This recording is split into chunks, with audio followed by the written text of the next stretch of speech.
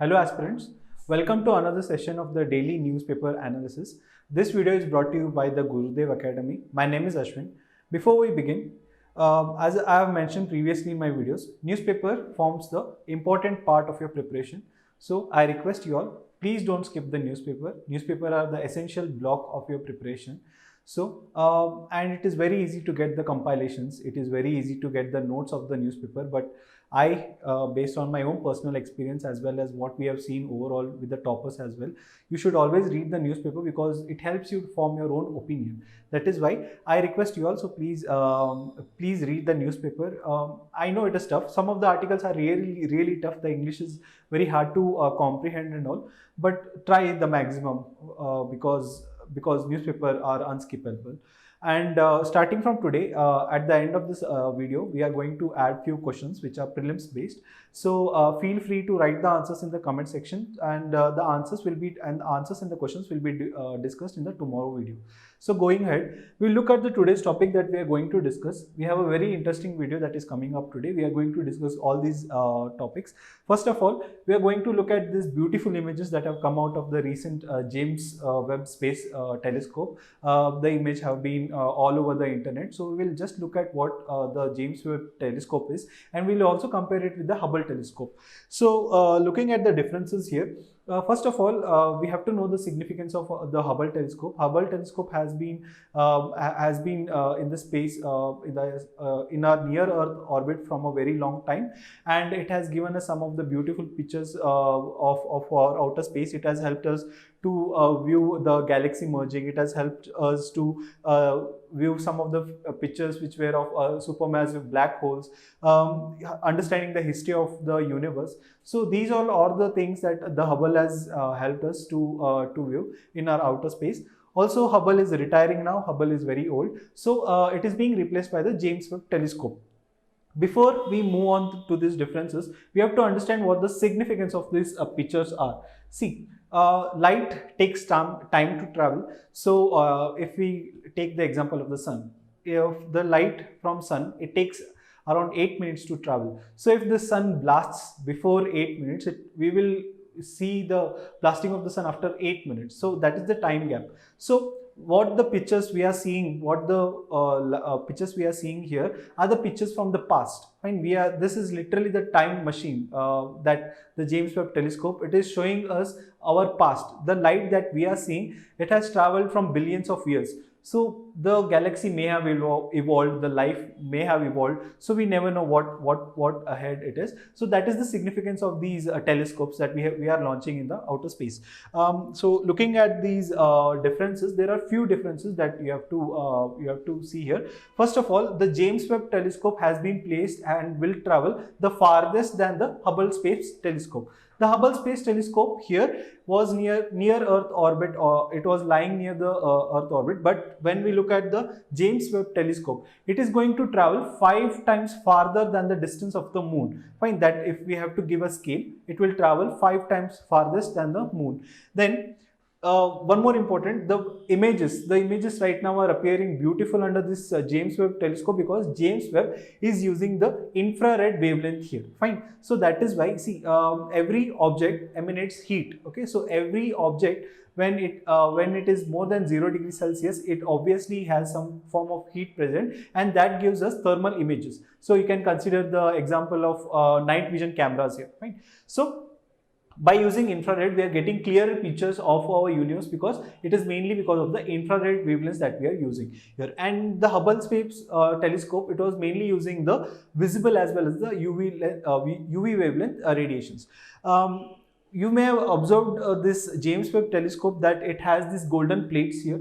Okay, these are mirrors. The golden color is being purposely used because golden, it was found that gold is better receiver of these infrared radiations. That is why this golden color has been used. See, this James Webb Telescope, when we look at it, it has three receivers here. First is when this infrared it falls on this is reflected. This mirror these are the mirrors, they reflect it on top of this, okay, and it gets one image. This image is transmitted to this sensor, and the sensor behind it will carry or will give us the clearer picture. Okay, that is the functioning of this James Webb telescope. One more important difference here is that the Hubble telescope that we have, okay, that was repairable, okay, that was serviceable. But since the James Webb telescope is going to travel very far, this telescope is not repairable or serviceable. Again, this NASA, your European Space Agency, as well as the Canadian Space Agencies, all three these agencies have been part of both the Hubble Space Telescope as well as the James Webb Space Telescope. Fine. So these are the important differences that you have to know. This becomes a very important topic when we look at it with the prelims aspect. So please look at the difference. Please note the differences. The question here is a possibility. Fine. Moving on to the next article. So the next article talks about India has achieved clean energy target 9 years ahead before deadline. So it is talking about the INDCs. INDCs are your intended national determined contributions. When we look at the definitions here, it is commitments. Okay, they are all our commitments. They are voluntary commitments and they are not compulsory. Okay, they are just voluntary. Every country voluntarily announces that they are going to reduce the level of greenhouse gas, or they are going to transform their energy supplies.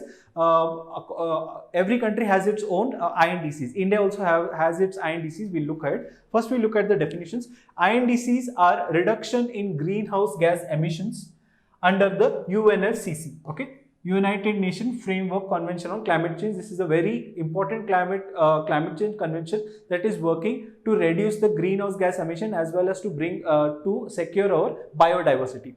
Then INDCs are declaration of individual countries which indicate what post 2020 climate actions. 2020 is an important year because we signed the Paris Agreement here.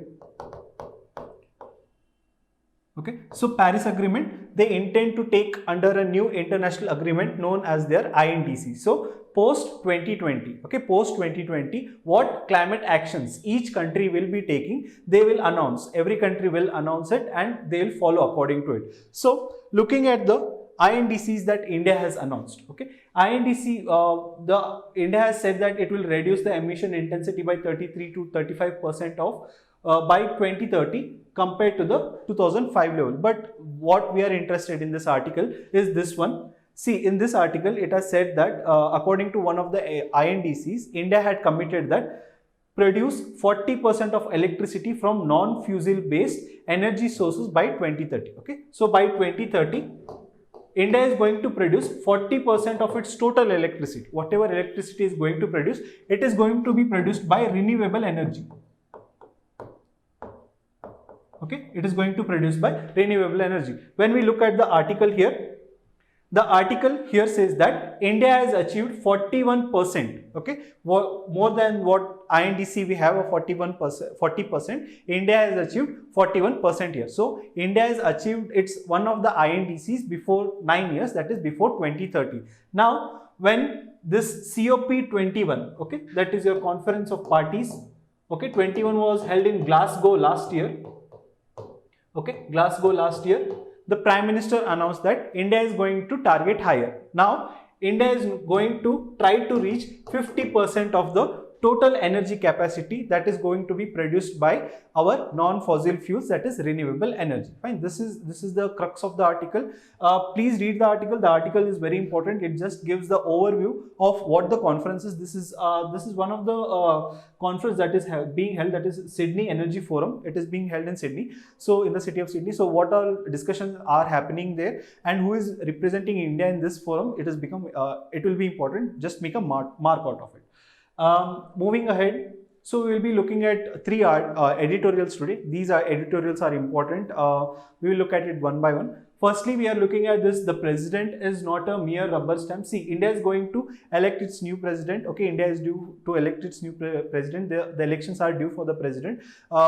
Each of these parties, okay, who they have announced whom they are going to support and all. But it is obvious that the person who is being nominated by the ruling party will be winning the election. But here article talks about what kind of president should India have. Fine. Before we move ahead, we should know the process of elections here. Okay, and important articles related to the president. First of all, these are the articles that you should be knowing. That is the Article 54, which talks about the election of the president. Then Article 55, that is the manner of the election. You know that common people don't vote in these elections. The election of the president, the voters are electoral college. The electoral college here consists of whom? They are the elected, only the elected members of parliament as well as the legislative assemblies. Fine. And here Article 56 is term of office of president, that is of 5 years. Then eligibility for re-election. See, in India, a president can be elected for any number of times. But when we look at the case of US, he can be elected only for 2 years, and the presidential term is 4 years when we compare it to Indian presidential term, which is 5 years. Then Article 58, qualification for elections. Okay, these are the important articles that we look at when we study about the president. Now, the article here, okay, the given article, the newspaper article, it talks about the qualities. Okay, it talks about the qualities that a president should have. It talks about the quality of stature. Okay, a president should have a proper stature. He should have a moral standing. He should have a level of acceptability in the country. Okay, every citizen in this country should feel that whoever is our president, he is acceptable to us. He has few qualities which makes him the president. Right? And then so these are the issues. Okay, these are the qualities that the writer says that every president of our country should have. But when we look at the process of election, there were few debates that were happening, constitutional debates that were happening. Mainly, the constitutional debate was whether the president should be elected directly or indirectly. Fine. So, in our country, the president is elected indirectly, and this was the method or the process through which the president should be elected. This was what was adopted in our Constituent Assembly. Here, there were two main debates given by two important personalities that were present in a Constituent Assembly, that is K.T. Shah as well as B.R. Ambedkar. K.T. Shah said that if you are electing your president indirectly, then that president is just a gramophone of PM. Okay, he will not have any real powers. That again, B.R. Ambedkar countered this argument by saying that since all the executive power, okay, is being executed by the Prime Minister here, and the president is just a nominal head, that is why we are just electing him as a indirectly, and the direct elections are not possible here. Moving ahead, see the Article 53. Article 53 gives the power of president. It defines what the power of president is. The power of president is such that he cannot use it on his own. He has to use it on the advice of the Council of Ministers. That is the power of the president here. And when we look at here, but still he does not have any real power, but he has one power, that is reconsideration.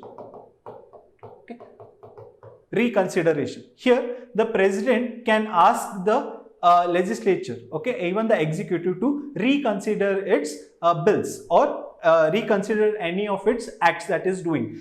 By reconsidering, the president may disagree, caution and counsel the legislature as well as the counsel the executive. Sorry, not the legislature. He is counseling, cautioning as well as disagreeing here with the with your executive. Why? But still, okay. But still, what will happen at the end? The executive can still repass the bill, and then once the bill is passed again, the president has to give his assent. Fine. So why is this? Because India has adopted something called as cabinet system. In cabinet system, the president does not have any real powers. He is just a nominal head. Now, looking at another issue, that is your Article 54. Article 54 here talks about the electoral college.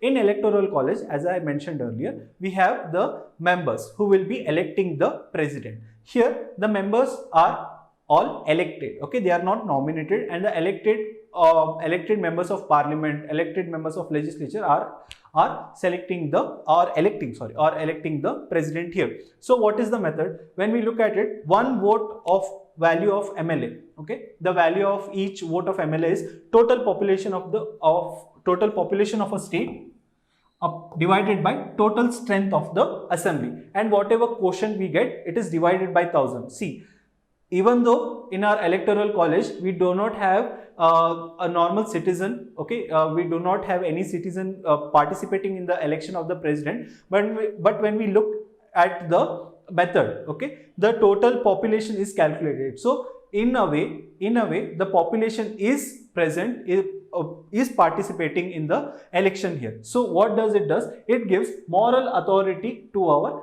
president here.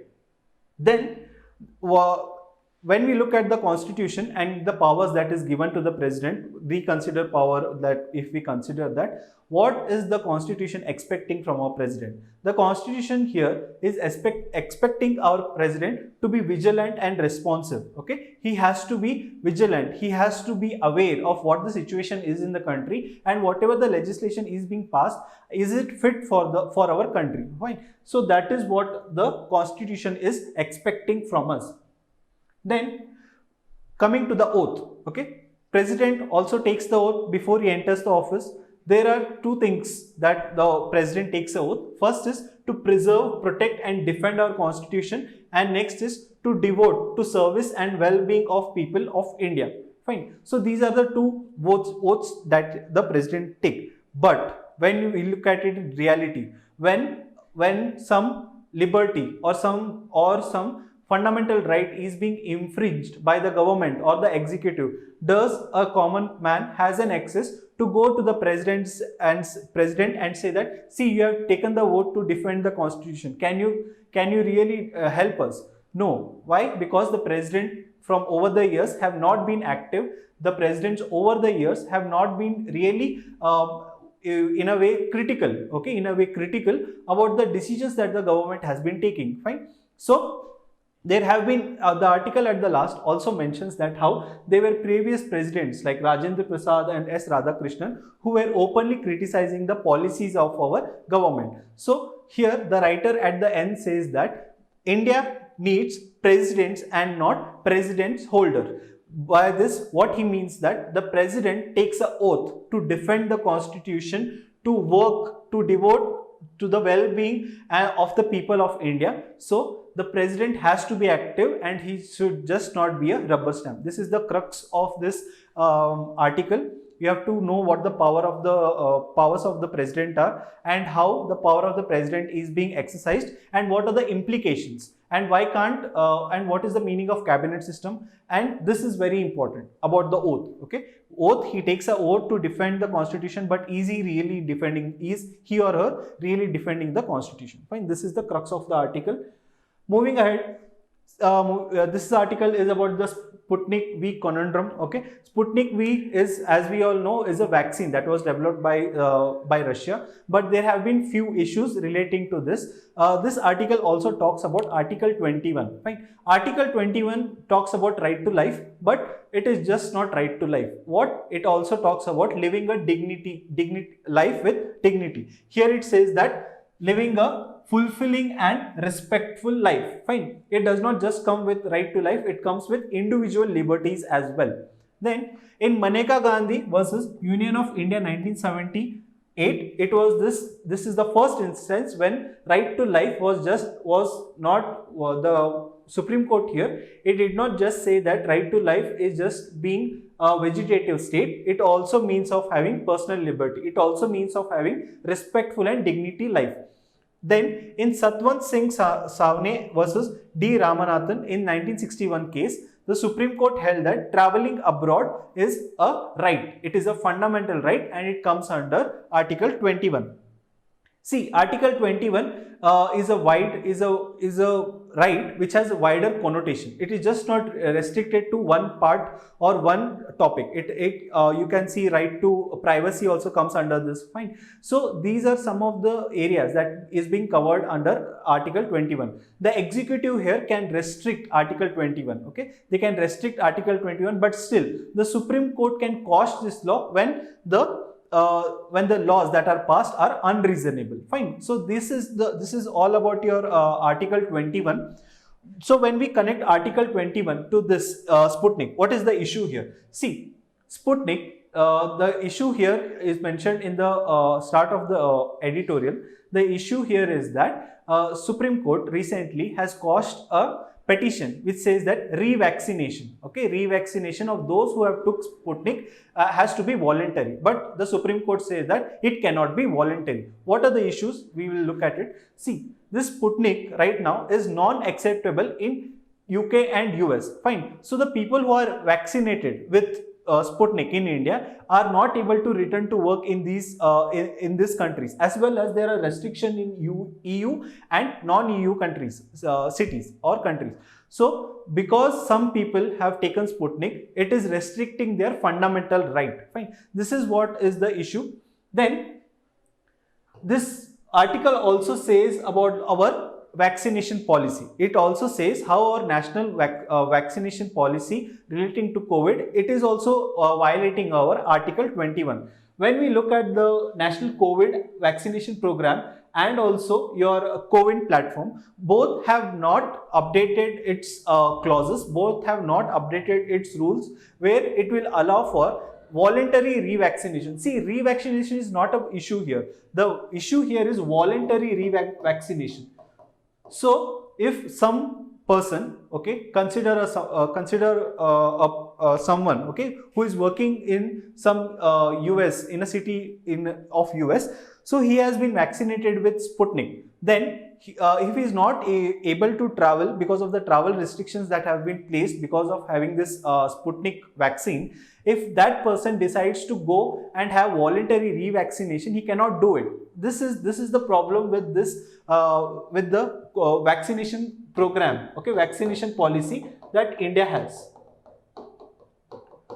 Fine, these are the issues that have been mentioned in the article. There was another instance when a worker who was working in Saudi Arabia who was vaccinated with this Sputnik vaccine, but he was not allowed to travel to Saudi Arabia because Saudi Arabia has restriction to people who are vaccinated with Sputnik. Fine. So when this case came up with the Kerala High Court, the Kerala High Court said that this is infringing on the fundamental right. We have already looked previously that Article 21 also includes right to travel abroad as well. So when the Supreme Court quashed this order few days back about revaccination, the writer here says that they should have considered the order of Kerala High Court here, as well as they should have considered that Article 21 is a fundamental right and it is intrinsic to everyone. Fine. So these are the issues that have been mentioned in this article. I want you all to read this article. This article is very important. This article talks about fundamental right. So please don't skip this article. Fine. Moving ahead. So this is about your India-South Korea bilateral relationship. See, South Korea is very important because it is one of the main hotspot in Indo-Pacific. It is nearby to China. It is sharing its border with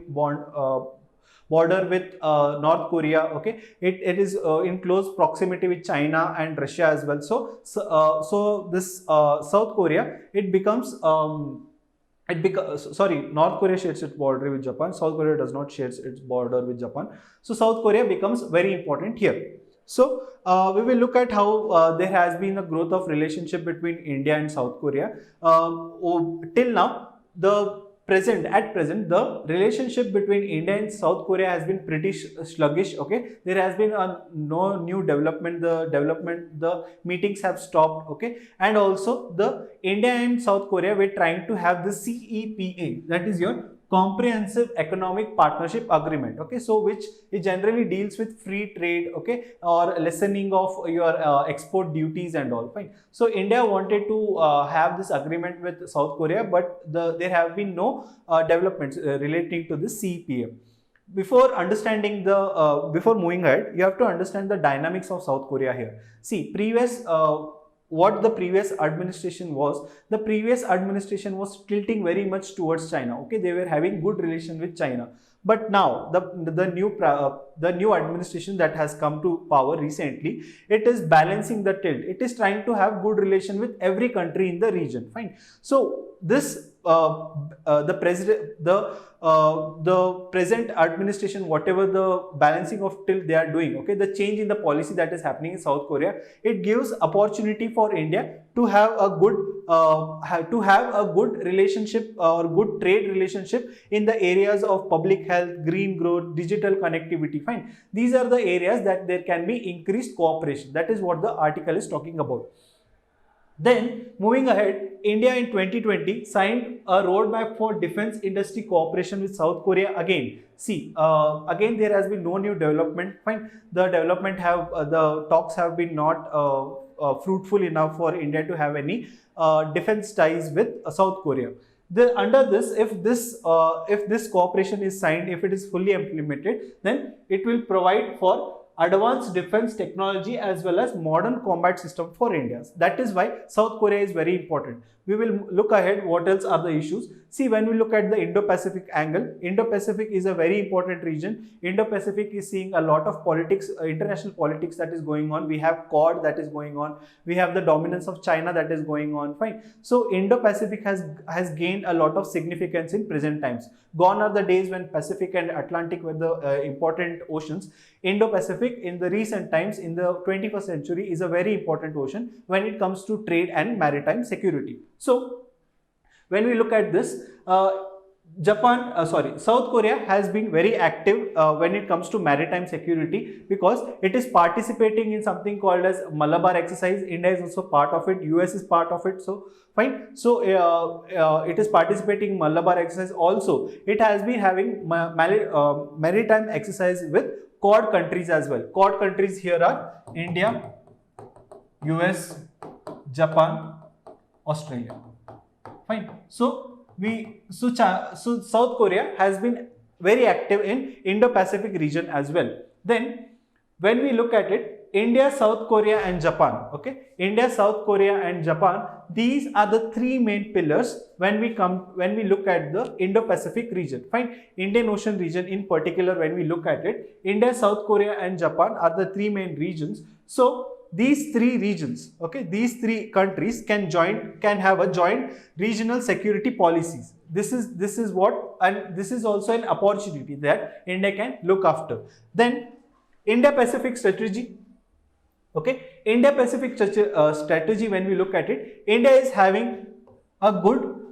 developed good relation with India, Japan and Vietnam. India is having good maritime security relation with them. India is trying to have a good trade cooperations with them. So when we join South Korea here, okay, when we align South Korea in our Indo-Pacific Pacific strategy, what will happen is, see, South Korea is leader in critical technology. South Korea has always been a pioneer in this critical and latest technology. So when we work towards them, and when we try to include South Korea in our Indo-Pacific strategy, then it is an added bonus, because we will also be having access to all these critical technology. Fine. Lastly, when we look at the China pressure. See, China has been exerting a lot of pressure on South Korea. China has made them sign this 3D